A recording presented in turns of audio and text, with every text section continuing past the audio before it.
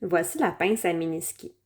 Elle est constituée de 2 bouts avec des morts qui sont opposés. Donc, l'une ici qui est convexe et l'une ici qui est concave. Donc, lorsqu'on les ferme ensemble, elles viennent complètement se former en un seul morceau. Cette pince va principalement vous servir à changer l'angle sur les branches. Donc, par exemple, si vous avez un patient avec de fortes tempes et que vous voulez dégager celle-ci, vous allez pouvoir venir vous appuyer de cette façon sur la branche et venir appuyer les morts l'un contre l'autre. En vous déplaçant latéralement, vous pourrez répéter cette opération à plusieurs reprises pour venir créer une courbure sur la branche.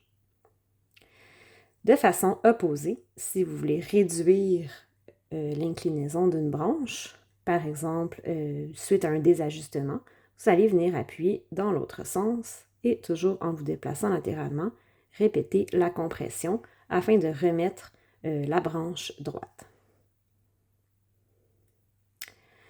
En deuxième lieu, lors du laboratoire, il est possible, si vous avez une monture en métal comme celle-ci, si vous avez une prescription très convexe, c'est-à-dire que votre lentille va être très arrondie par rapport au gamme naturel de votre cercle de monture, il est possible que votre biseau ne suive pas bien l'intérieur de la monture et que vous ayez à augmenter la courbure de votre devant.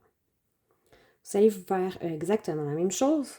Donc, on va venir retirer la coquille ou la lentille et venir vous appuyer sur le cercle de cette façon afin d'augmenter la courbure du cercle de monture, toujours en vous déplaçant latéralement, comme ceci.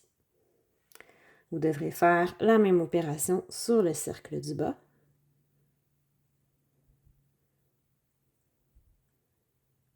Afin que les deux courbures soient bien parallèles entre elles. À l'opposé, si le cercle de monture est trop galbé, vous pourriez toujours changer l'angle de place et venir aplatir au contraire le cercle de monture pour le remettre dans sa position originale.